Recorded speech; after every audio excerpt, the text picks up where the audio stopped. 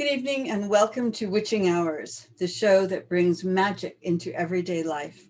I'm the resident crone, otherwise known as Regina. Come and sit with us for a spell. I'm delighted this evening to welcome Michael C. Davis, a life coach and the author of two books. Make sure I got this right. Ready to Road to Reentry. Can't read my own writing. Road to Reentry and Pursuing Redemption. Welcome, Michael. Welcome. Thank you for having me. Yes, my name is Michael Davis. I'm a certified life coach, formerly incarcerated individual, and as well as an advocate for the formerly incarcerated. And I wrote two books, The Road to Reentry and Pursuing Redemption. Right, so the first one is Road to Reentry. The first one is The Road to Reentry. Look at this one. Ah. And then the second one is Pursuing Redemption. Is the last one I wrote, which came out last year. And you were formerly incarcerated, so I assume that has something to do with your inspiration for writing these books. Why did you feel it was necessary to write a book about reentry? Well, for the first one I wrote, The Road to Reentry, I wrote it so that I can help shed light on what's going on inside as well as when we come home. Because there's so many barriers for formerly incarcerated individuals coming home, like from housing, getting a job, going to school. And it's hard for people coming home to do that without help. So I wrote both of these books in a way that will help individuals coming home to survive and not go back to doing their own thing. And what do you think are the biggest challenges? I guess the challenges begin probably before you're incarcerated, but when you're incarcerated, do you feel there's any support as far as education or anything to help prepare someone for life after incarceration? I mean, it's support, but it's not support that's gonna help you maintain a law-abiding citizen attitude. I mean, they teach you life skills and different things, but it's just the basics. People coming out of prison, many of them have mental illness, and they just can't be just thrown out on the street because that'll lead to more homelessness and them getting in more trouble and ending up back in jail. So they need life skills classes, vocational skill training, things that gonna help them stay out of jail and not go back. And that's why I wrote these two books. Not only share. Well, say if you are given some life skills and you study some trade, for example, when you're incarcerated, can you just go and apply for a job, or are there limitations as to what you can apply for or who will hire you? Yes, exactly. It's certain jobs that won't hire you no matter what's on your background. And then there's jobs that will hire you, but the pay might be at the minimum bottom, which really ain't enough to survive on. That's why the life skill training and job training where you can go out and create your own job and create your own way of. And is that what's happening? Are people starting their own small businesses? The job skills, you can pretty much start your own business, even if it's starting out mowing yards, painting houses, or hauling out junk or something better than nothing. And for those who on probation and parole, they need more than just supervision. They need probation officers and role officer who gonna be there with them, gonna help them look for a job, help them learn how to interview for a job, help them get the training they need. Is there any help in like starting a company? I mean, it's a lot of places out there that will give you grants, but you have to first show them a business plan. Right. And before you get a business plan, you have to know how to write up a business plan. And that's where the life skills training come in and the vocational training. The life coach is there to support you from start to finish. However long you think you need a life coach, that's how long a life coach should be there for you. And how do they find you? You can find me on LinkedIn, you can find me on Facebook, Instagram, email address. No, it sounds like your books are very helpful for people who may be incarcerated but are just about to get out. Are they made available? Are copies of your books made available? Both of my books can be found on Amazon, Born and Noble, just about anywhere they sell the books that you can go online and find them. Ah, ah. Do you actually work with any of the like the prisons? And do they have staff that actually help people begin to reacclimate? When I was working with the Texas Civil Rights Organization, they had people that went there, but now that they took a different direction, I really don't know what's going on. And last year is when I haven't been doing life coaching that long. This is something I just started last year, towards the end of the year. But before that, I've been a paralegal, social justice advocate. Uh-huh. Well, I Yes, mean, ma'am. it sounds like you started this because there's a real need for it. Yes, ma'am. It's the real need. I mean, people out here struggling with the virus, can't get a job because of the virus. Kids can't go to school, and they're leaving parents to worry how they gonna make ends meet. Oh, yeah. And we need to come together and be more supportive of one another and help and build each other up. Right. And so, how do you find some of your clients? There are ways for them to find you, say on LinkedIn, but are there any ways for you to help find someone who may, have just gotten out and really doesn't know what to do? Networking. Get out networking. Go to the library. There's a lot of people at the library that can help you, point you in the right direction. Go to the workforce. Go to Salvation Army. They there to help. Go to the arts. Uh, Well, no, and even the that, other, like all of these places are closed, or a lot of them are closed during the pandemic. So, say through the library, can you use it virtually, maybe?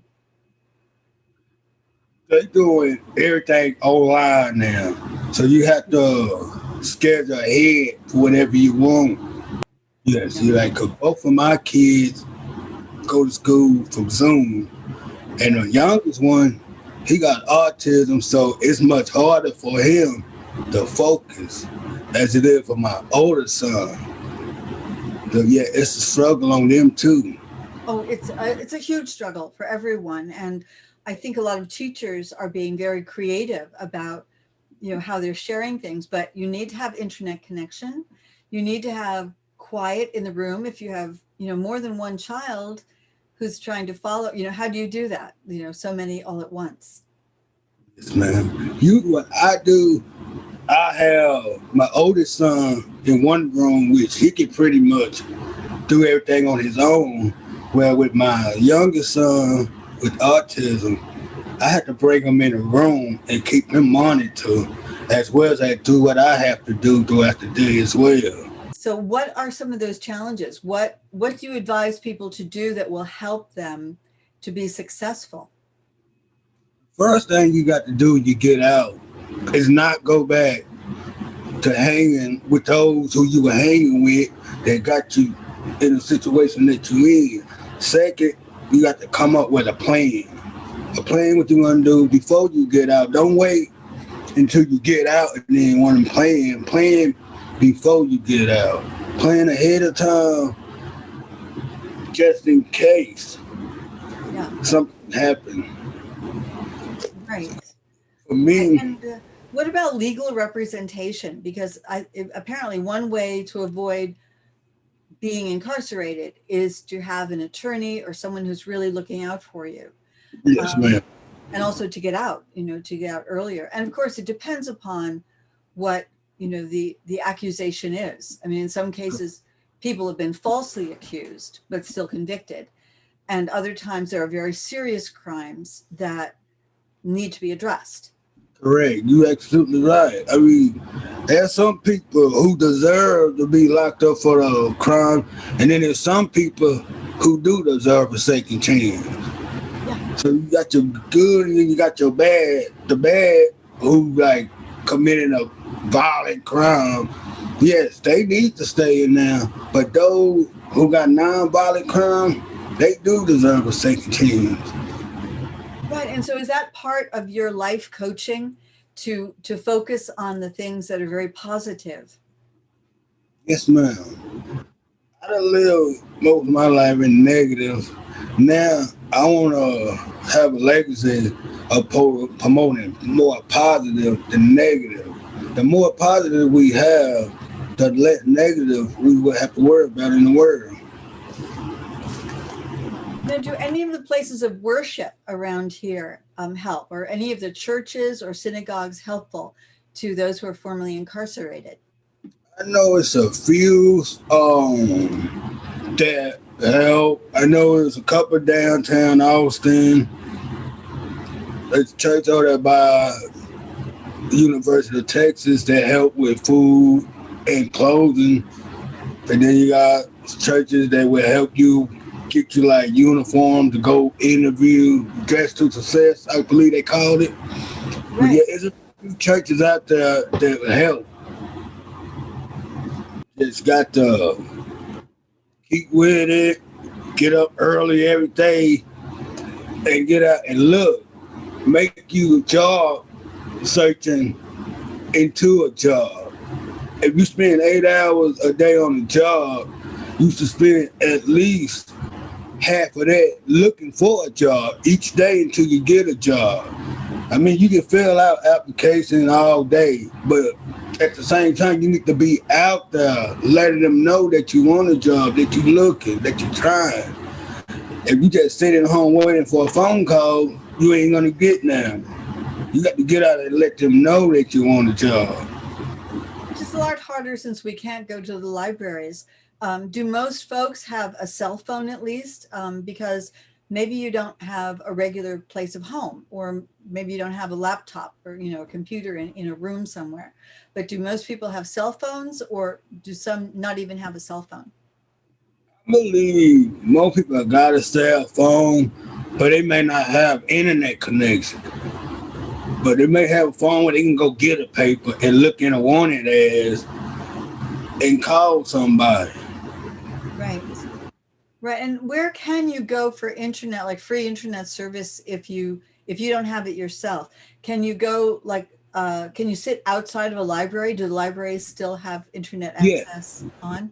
Even though the library closed, you can still use the internet access from outside the building because Right. it's still a Wi-Fi hotspot. As long as you can get the hotspot, you got connection to the internet.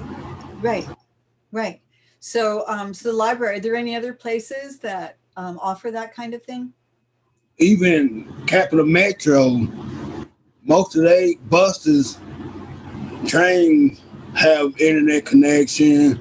Like the express buses, all of them have access to the internet. So it's really no reason where a person shouldn't have access to the internet, especially in Austin. And then you got Austin FreeNet. They offer internet service. And where is that? It's on I believe it's Rosewood, Saragossa. Oh, so it's one spot. Yeah, it's like a city of Austin thing. They got them at different spots throughout the city. Ah, I'll have to look that up. I never knew about that. That's great that the city of Austin's offering that. And the Yes, ma'am. metro, do you have to be on a bus to get that, or can you get that if you're at a bus stop? If you had one of the bus stop with the hot spot, then you good. Oh, some of them have hotspots. Oh, okay. Yes. Okay. Like the express hot spot, express buses, most all of them stop have hot spots. Because that's kind of necessary, isn't it? You have to have some connection on the internet to make any kind of headway, I would Yes, imagine. ma'am, you do. And now with some of the parole officers, I didn't realize that part of what they do is to help encourage formerly incarcerated people. Yes, ma'am. Do any of them have good advice as far as the organizations or places where you can at least begin? I mean, you got your good and you got your bad. You got some that will help you, and then you got those that just there to get their check and go on to the next. So for most of them, you just another number to them. And then you got the ones that do want to help you. Well, I'm beginning to understand why you felt it was necessary to write a couple of books about this because it sounds as if there's a huge gap. And I know there's a lot being addressed as far as inequalities within our prison system, and that people of color are targeted, and there are disproportionately more people of color incarcerated than white people. Yes, So ma'am. it's do you think that is also being I mean, certainly we're hearing a lot about it now, and that's the first step, I think, Yes, when ma'am. it It becomes being needed.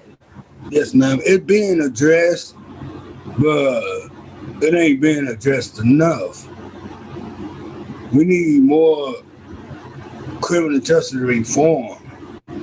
A reform that will balance the table for everybody, give everybody a fair chance of a fair living, not just some over those. Well, that I think there's an attorney by the name of Brian Stevenson. I heard him speak a couple of times actually, and he has made that, I think, part of his life's mission is to speak for those who are incarcerated and formerly incarcerated and identify some of the problems that are being faced. And these are huge problems. So I think there's a lot of fear right now because a lot of people who were never incarcerated have lost their jobs as a result of the pandemic. And Yeah, so, do you find it's more difficult if someone is formerly incarcerated right now to find work at all? yeah, it's way more difficult for them because one, they got a felony. Two, they can't get a job, and then the pandemic on top of that is making it even harder for them. If Right. it's making it hard for those who don't got a record, you know it's gonna be twice as hard for those who do have a record. And And do you it's feel, yeah, when you're working on this, say if you follow some of the advice that you give in the books, do you get to a point where it gets easier, or is it never going to be easy? you got times when it get easy, and then times when it can be hard. But it's all up to you how you want to react to it. If you react in a negative way, you're gonna have a negative outcome. But if you react in a positive way, I guarantee you it's gonna be a positive outcome at the end. You just have to wait out the rain sometime. Are you ever surprised where something positive comes from? Like, do you ever expect something negative and it actually becomes positive, and vice versa? Yes, I've been there before on both sides, expected something to be like when I got my job at UT. I thought they were gonna call me and tell me, well, because of your background, we can't hire you.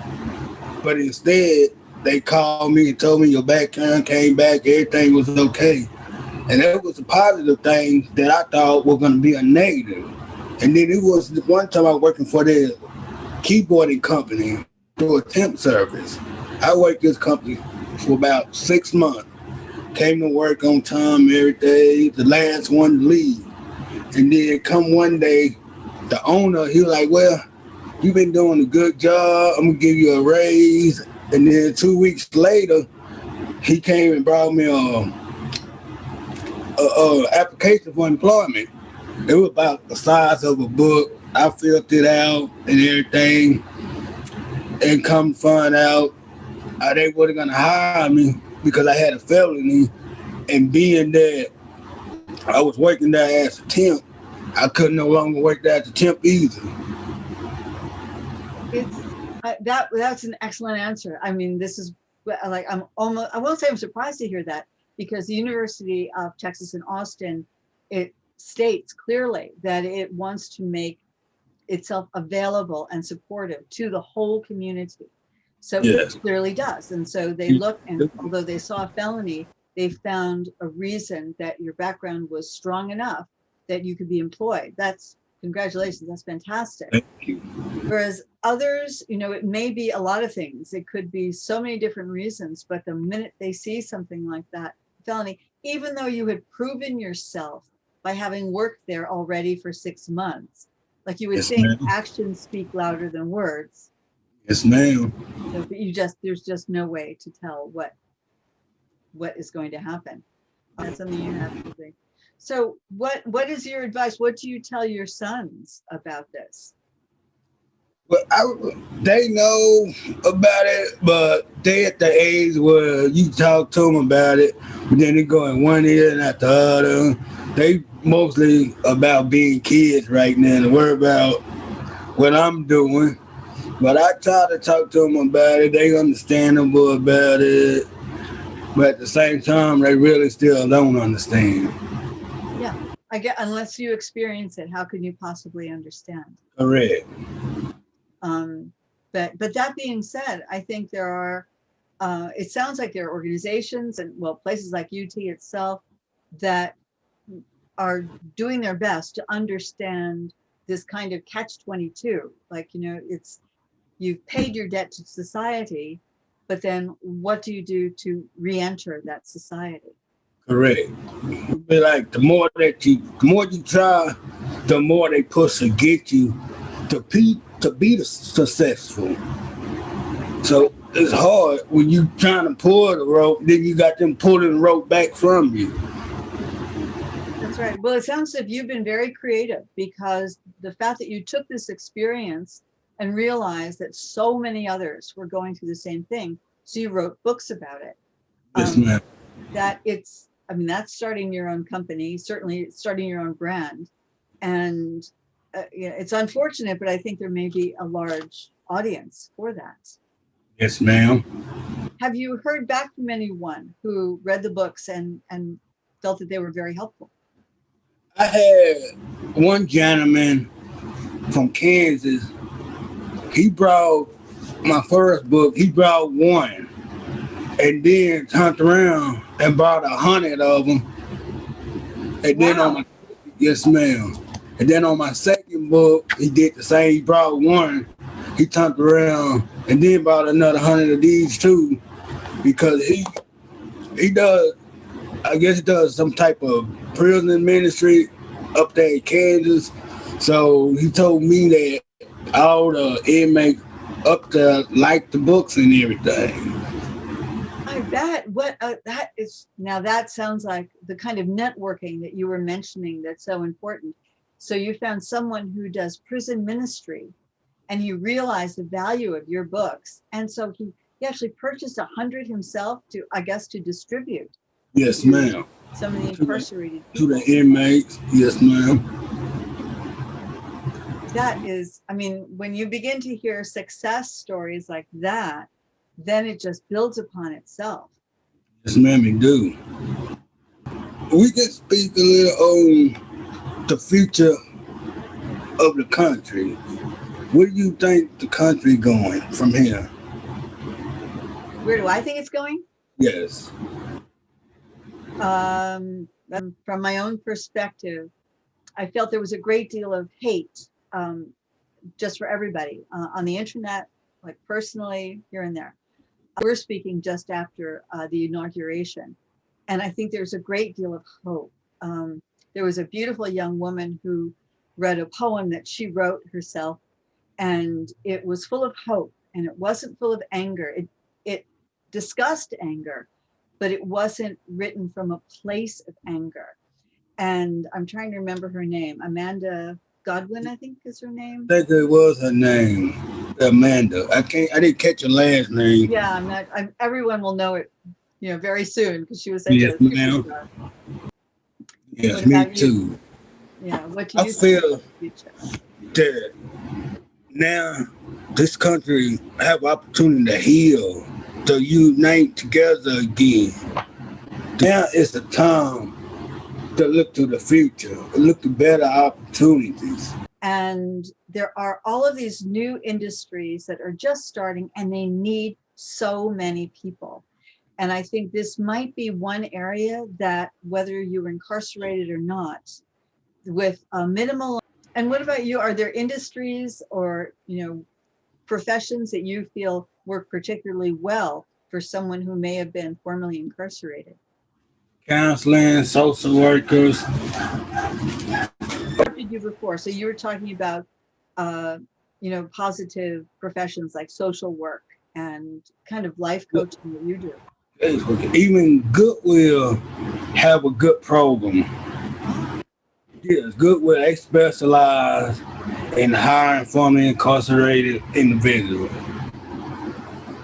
And then they got case working, they even got their own school now. For those who didn't graduate school, they can go back to school and get their high school diploma. And then after that, you get your vocational training, the forklift license. They got a lot of opportunity at Goodwill as well. And is that Goodwill right here in Austin? Yes, ma'am. That's excellent. So they have training and education as well. Okay. So anyway, I'm afraid we're running out of time. I could talk for a long, long time with my guest today. That's Michael A. Davis. Michael, thank you so much for being here. Thank you for having me. Hopefully, thank you for having me. My pleasure. And thank you to my audience. This is Regina of Witching Hours. And thank you for sitting with us for a spell. Good night.